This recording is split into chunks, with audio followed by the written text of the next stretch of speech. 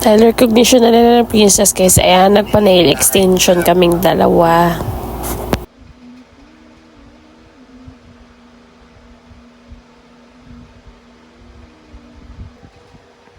Alam mo, graduate. Kaya nga nagtanong ako kay mama, akala ko graduation na.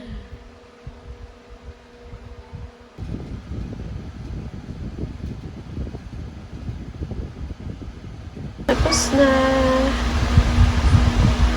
Ganda. Kain muna kami ni Princess. Ito kanya. Yun yung akin. Wow, laki. Ay, Princess. Wow, laki. Ibang level ng pork chop yun eh. Grabe si Kuya. Pork chop. Hindi na pork chop. Pork chop. Yung corny mo. Wala. Oh, ano ba yan? Ganda ang pork chop. Gagi, laki ng pork chop.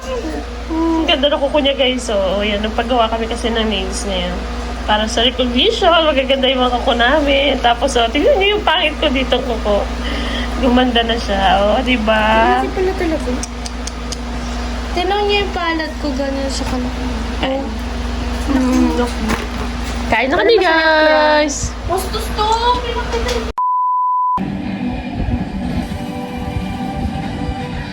Kita itsura mo. Recognition guys. Recognition. Dami tao. Chat niyo si ma'am. Ay! Gano'n! Congrats. Wala kasi akong choice. Kita-kita ulit sa finals. Second choice ako dyan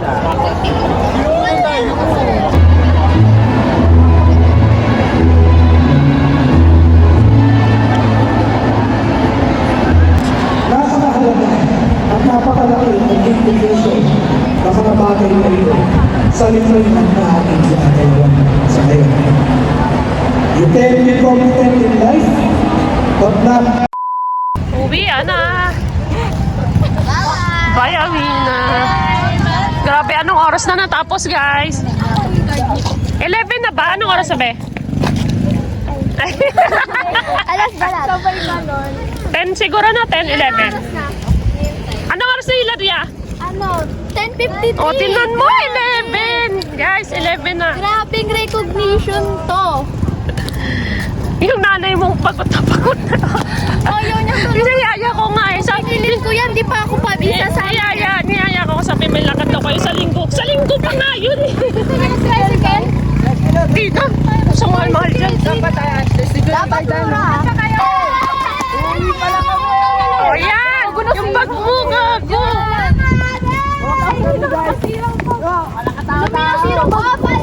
Yun lang.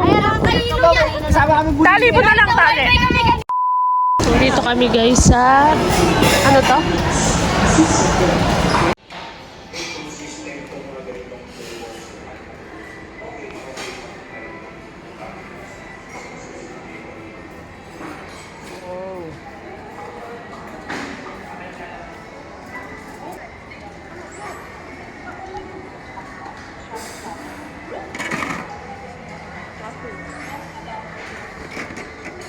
Hindi yan ah.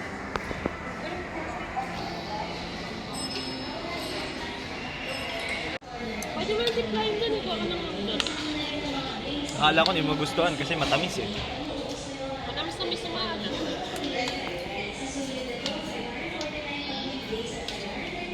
Hindi talaga mawala yung pakwan. Kain. Anli. Anli sabaw.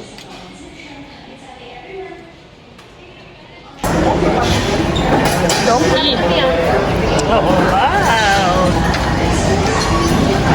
Panghang? Hindi naman ganaw. Kain. Donkey. Saan? Nandun? Kain tayo, guys. Lunod mo ngayon. Dati yan, ang daming nilagay na ano, kailangan ubusin yan. Dami niya nilagay na noodles. Kain tayo, guys. Hindi na tinubos mo. Iwasan ko. Kain, guys. Picture sana tayo.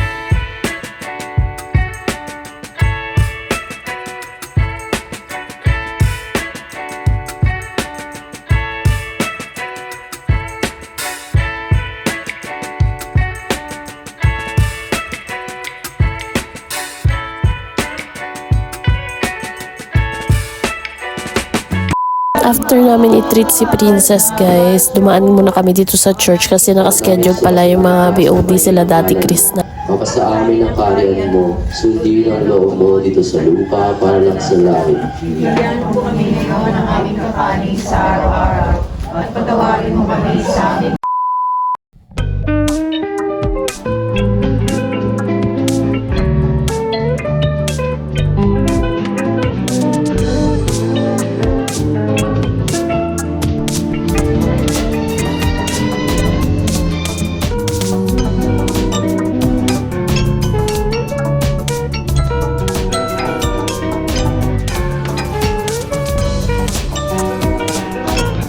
Ayun guys, nagluto ako ng arroz caldo.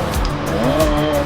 Kasi pag ganitong holiday, naalala ko yung namin ko magluto ng arroz caldo. Ito yung pinakain namin. So ngayon, nagluto rin ako para sa amin ng Princess. Rice lang yan. Nagyan ko lang ng chicken. Tapos may egg tayo dyan. So kakain na kami guys. Yung aming kakainin ngayon, tanghalian. Pero nagsaing naman ako. Para mamaya, pag gusto nyo kumain ng kanin,